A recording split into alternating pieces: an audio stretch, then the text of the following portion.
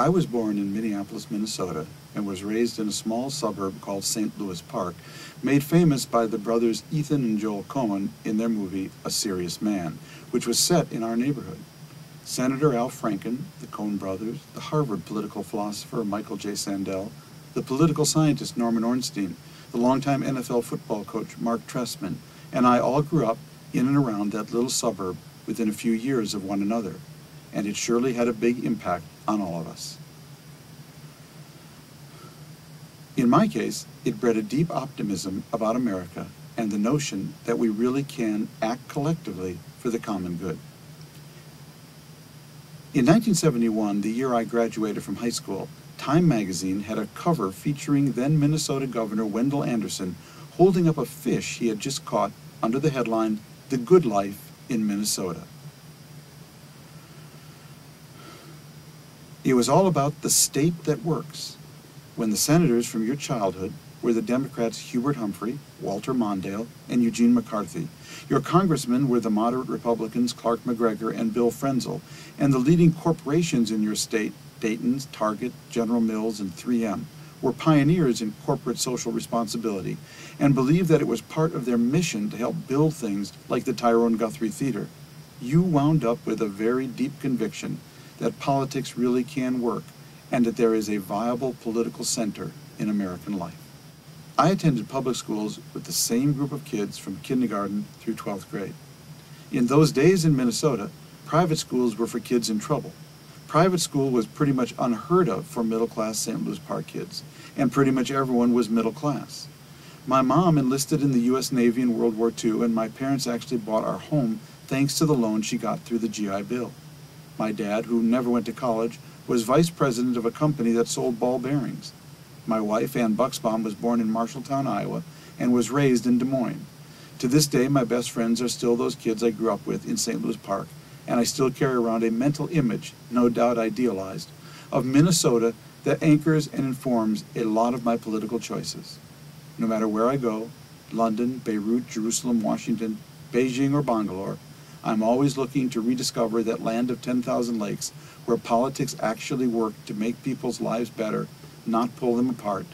That used to be us. In fact, it used to be my neighborhood. While Tom and his wife come from the middle of the country, my wife, Ann Mandelbaum, and I grew up on the two coasts, she in Manhattan and I in Berkeley, California.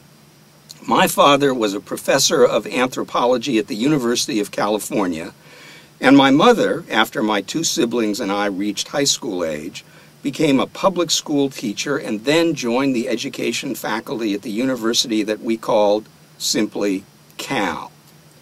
Although Berkeley has a reputation for political radicalism, during my childhood in the 1950s, it had more in common with Tom's Minneapolis than with the Berkeley the world has come to know.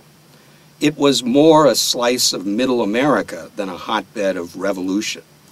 As amazing as it may seem today, for part of my boyhood, it had a Republican mayor and was represented by a Republican congressman.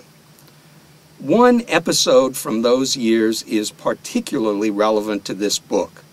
It occurred in the wake of the Soviet Union's 1957 launching of Sputnik, the first Earth-orbiting satellite. The event was a shock to the United States, and the shock waves reached Garfield Junior High School, since renamed after Martin Luther King Jr., where I was in 7th grade.